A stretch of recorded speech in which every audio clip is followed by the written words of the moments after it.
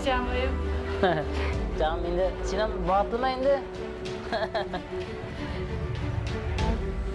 To'ylaring qutlu bo'lsin. Gençlerimize bir ömür boyu mutluluk diliyoruz. Allah bir yastık kocasın. Mutlu olsunlar inşallah. Mutluluklar dileriz, inşallah devamı da gelir.